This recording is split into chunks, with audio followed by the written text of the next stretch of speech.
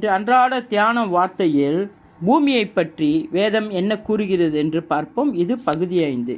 பூமி எங்கும் எந்த ஜாதிகளிடத்திலும் செய்யப்படாத அதிசயங்களை உன் ஜனங்கள் எல்லாருக்கும் முன்பாக செய்வேன் என்றவர். யாத்ராமகம் 34வது அதிகாரம் 10வது வசனம். பூமி எங்கும் காய்ந்திருக்க தோளின் மேல் மாத்திரம் பனி பெய்ய கட்டளையிட்டவர். நியாயாதிபதி 6வது அதிகாரம் 37வது வசனம். பூமி எங்கும் நனைந்திருக்கிற தோளின் மேல் மாத்திரம் பனி பெய்ய கட்டளையிட்டவர். நியாயாதிபதி 6வது அதிகாரம் 37வது வசனம். பூமி எங்கும் கர்த்தருடைய மகிமையால் நிறைந்திருக்கும் என்றவர். என்னாகமம் 12வது அதிகாரம் 21வது வசனம். பூமியினுடைய உயர்ந்த ஸ்தானத்தின் மேல் உலாவுகிறவர். ஆமோஸ் 4வது அதிகாரம் 13வது வசனம்.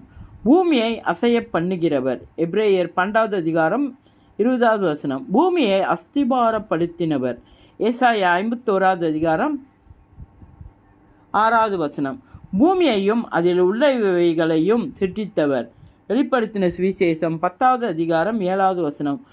பூமியை சகலவித வாதைகளாலும் பாதிக்க அதிகாரம் தருபவர்.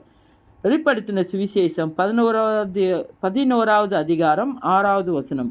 பூர்வம் முதல் உறுதியான சிங்காசனத்தை உடையவர். சங்கீதம் 93வது அதிகாரம் 2வது வசனம். பூர்வ நாட்களில் நீங்கள் இழந்த நிலையில் உங்களை ஸ்தாபிப்பேன் என்றவர். எரேமியா 36வது அதிகாரம் 11வது வசனம்.